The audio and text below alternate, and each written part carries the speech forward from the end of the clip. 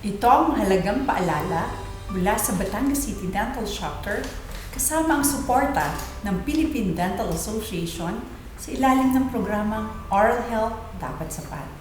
Ang wastong pangangalaga ng kalusugang pagbibig ay hindi lamang para sa magandang ngiti, kundi para na rin sa pangkalahatang kalusugan.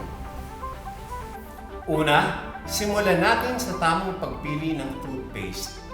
Hanapin ang may 1,000 hanggang 1,500 parts per million fluoride ions upang masiguro ang kalusugan ng ating ngipin.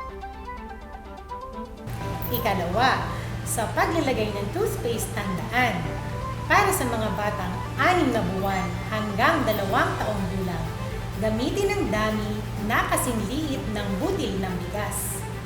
Para naman sa 3 hanggang 6 na taong gulang, kasing liit ng butil ng munggo.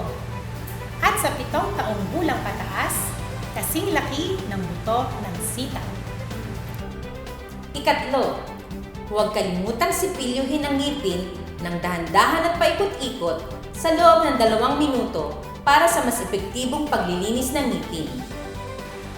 Ika-4, pagkatapos magsipilyo, huwag magmadaling magmumog. Idura lamang ang bula upang ang fluoride ay manatili at magpatuloy sa pagprotekta sa inyong ngipin. Ika-5, gumamit ng dental floss araw-araw para matiyak na malinis ang pagitan ng inyong mga ngipin at maiwasan ang pagkakaroon ng sakit sa gilagid.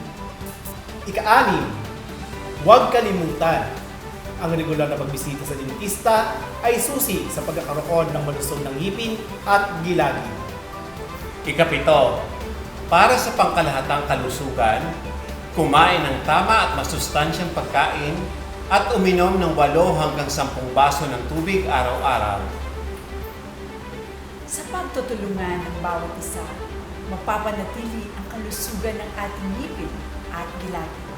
Tandaan, ang malusog na ngiti ay simbolo ng isang malusog na pamumuhay. At para sa ngiting kumikinang at kalusugang pangmatagalan,